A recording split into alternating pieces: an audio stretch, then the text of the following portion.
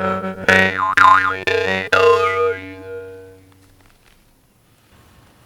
guys, it's Alrighty then, and today I'm going to be doing a video on how to put together a Rubbermaid shed. It's a vertical Rubbermaid shed. So here I am laying out the foundation. I'm taking the base, laying it out, and seeing how big of a base that I need. I decided to make it out of sand and pavers because it's possible that I may move it in the future. Therefore, I did not want to commit myself to that particular spot. Just in case I needed to move it, I can get the sand out, and that was it. So with a rake, I'm going to just kind of clear the ground and smooth it out a little bit. Get it as even as possible. Remember, the sand is going to go on top of that with the pavers, and we can kind of level those out with no problem.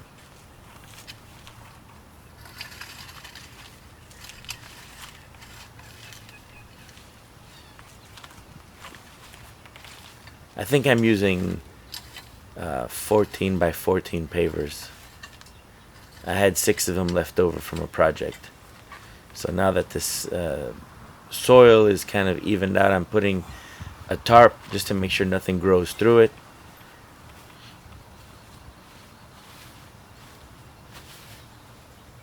And now I'm putting the sand. This is paver sand.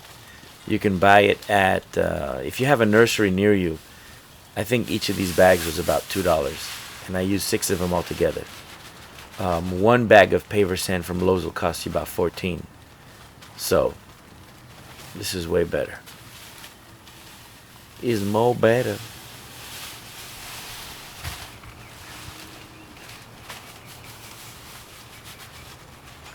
I think I used 4 bags for the foundation. Just that part right there.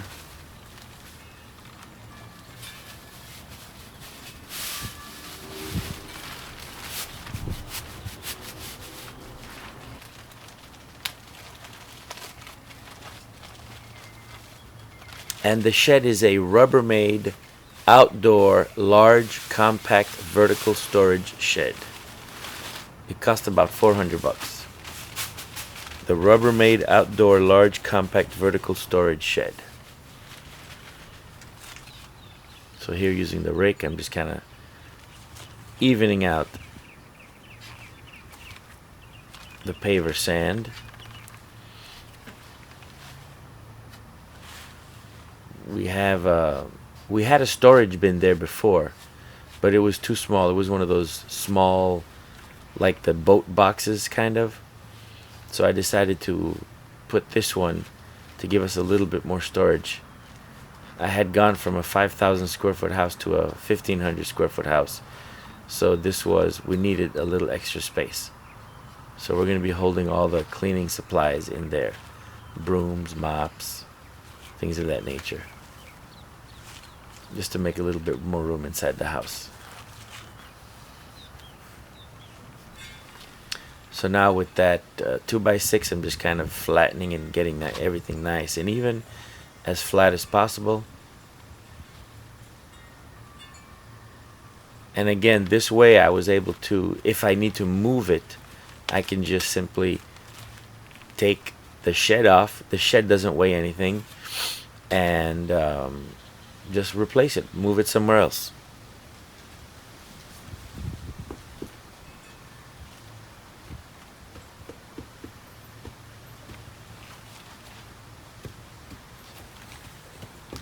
The shed is 4 foot by 2 foot by 6 foot tall. That's how big the shed is. 4 by 2 by 6.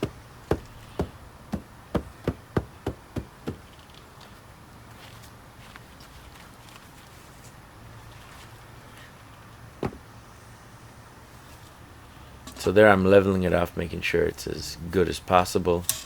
Doesn't have to be perfect.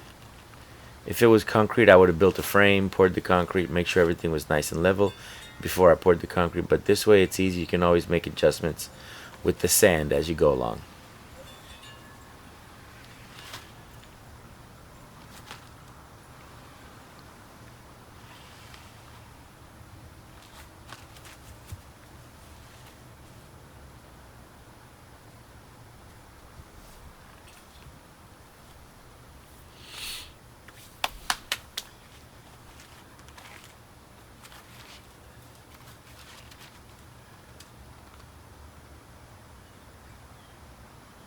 You could use a longer level to make sure.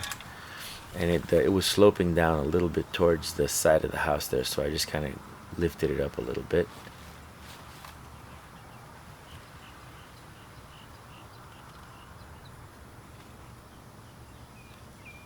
You know, one of the purposes of the Alrighty Then channel is to let you guys know that you can do this. These things are super easy. All I needed was a screwdriver, and that's it really. You don't necessarily have to have a level. You don't, you know, it lays pretty flat by itself. Of course those things help, but these are not necessities. And even if you had one of those small little levels, you could put it on top of the wood and it would work the same way. It would work just as a big one. So you can always put a nice straight piece of 2x4 on the bottom and use that as a base for your level, in case you had any doubts.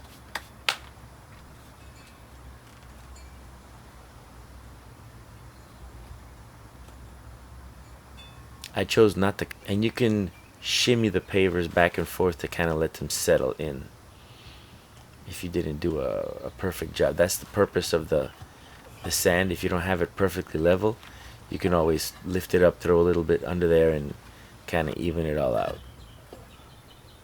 Now when I stuck the pavers like that end to end, you'll notice I'm going to put the base on top, and I was a little short on the edges, so I'm going to give them about an 1.5 to 2 inch gap in between, just to make the base just a little bit bigger.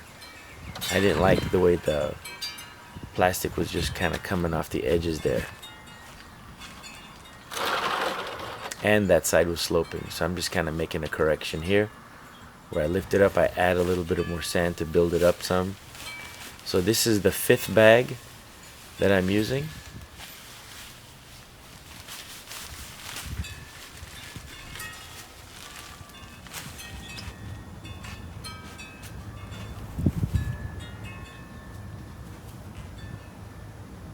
I would say that this is the hardest part of building the shed, just getting that foundation done correctly.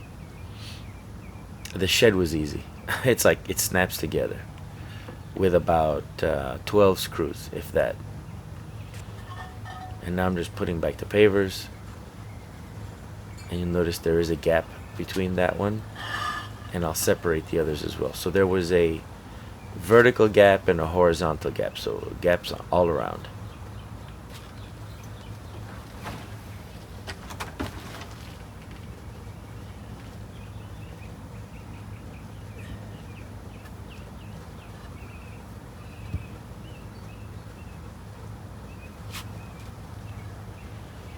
I think with the edit of this video, I might have saved about 10 minutes of footage with me running around getting either the rake or going to get these pieces and putting everything together. It was actually a really quick project with 2 people.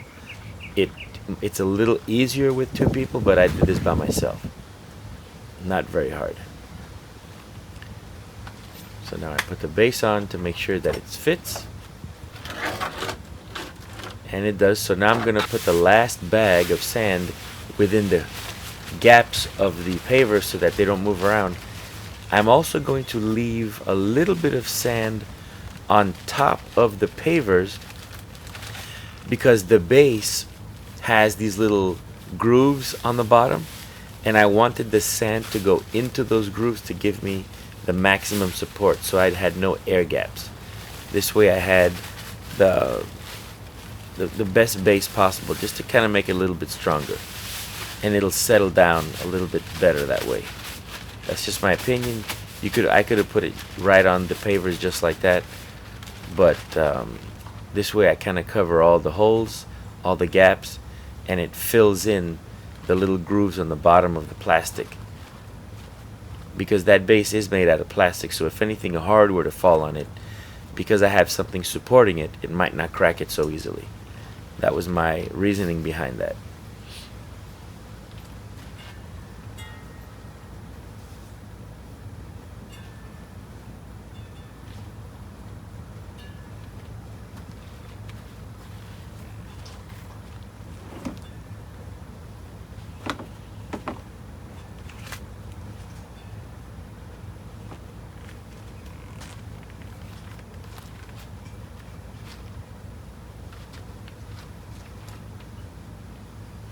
I left about a ½ inch of paving sand on the top, just so that the base would sink into it a little bit better and kind of get in those grooves. And you'll see that I'm going to take the base now. I'm going to place it down and just kind of move it left to right, just to kind of get it to settle and kind of just sink into it really well.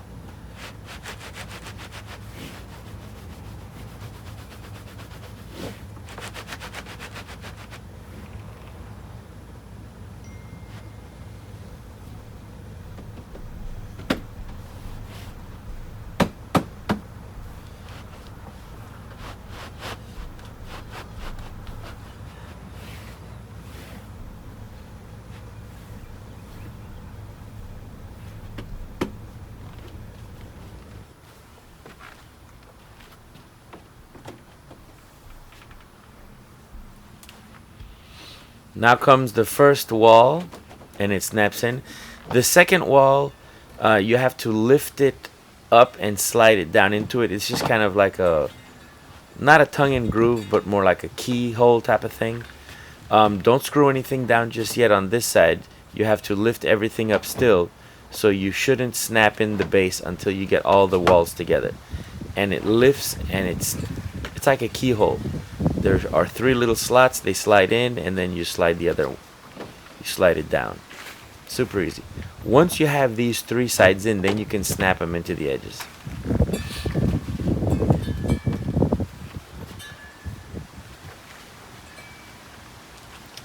This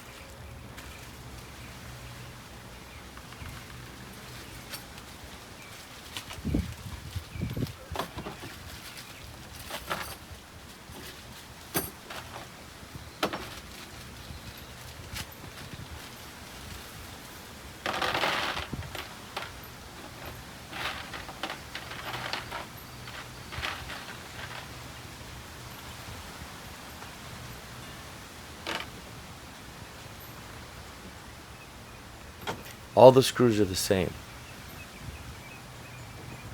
The same ones you use for the base, the roof, the handles, they're all the same. All you need is a screwdriver and a screwdriver. That's it. An electric one would make it a little bit easier, but not necessary.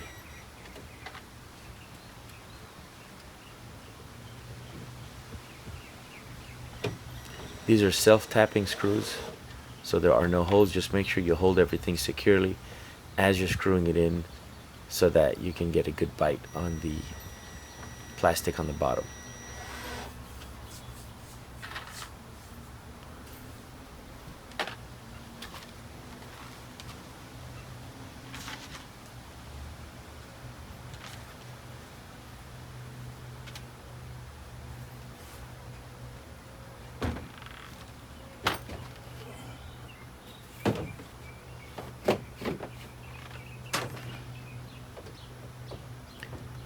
Now the roof goes on, it just kind of snaps right in. But one thing, don't screw it in just yet, because you still have to put the doors. And the doors have 2 little tabs. One of them goes onto the floor, and the other one goes onto the ceiling.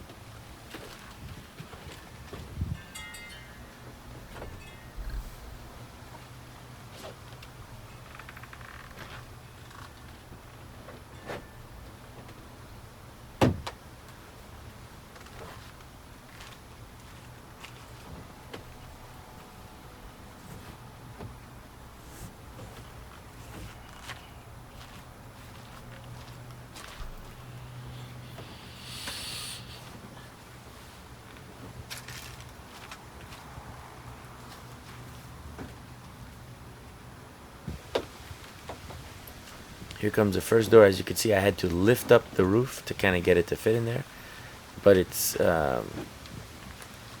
super easy.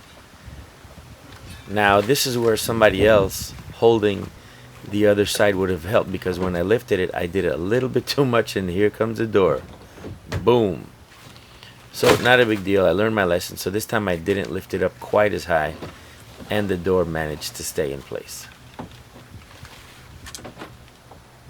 See, this time I just lift the corner just enough to get the door in there, and that's it. Now you just kind of go around snapping it in place.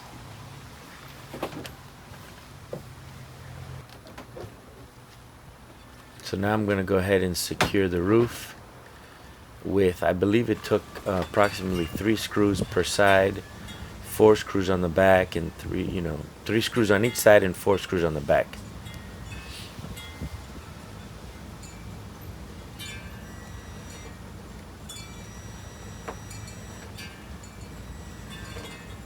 You guys could probably do this as you're watching the video, because this is pretty much real time.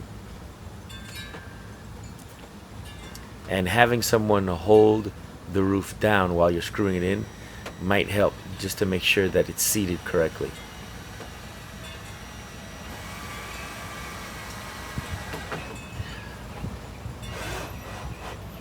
Now, it's not the most sturdy shed, but it does the job. That's why I put it close to the house, as opposed to out in the open. I think 20 miles an hour wind might kind of blow it over, so you may want to secure it down, or once you put your stuff in there, it'll stay. And now I'm just screwing the bottom ones in.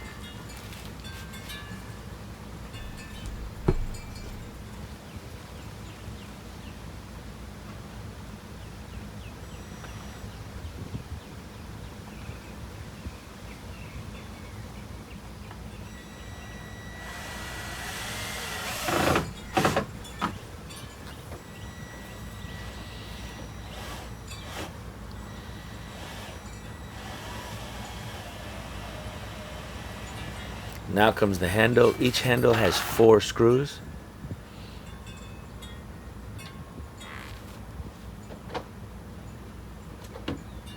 I kind of pressed the 4 screws into the holes and then just drilled them in. You could do them one at a time, it's not a big deal. That's how I did the second one.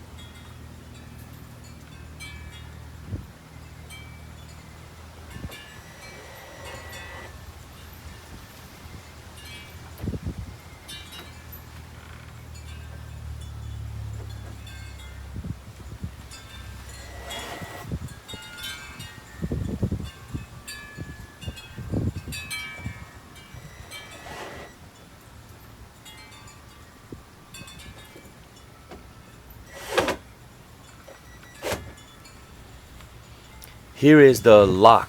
It's a little latch that snaps in, so that when you close the doors, you can put a padlock on it. So that door closes first, the other one closes, and you can see the little black, you can see the little notch, or the little lock tab in there. It doesn't screw in, it just snaps right in.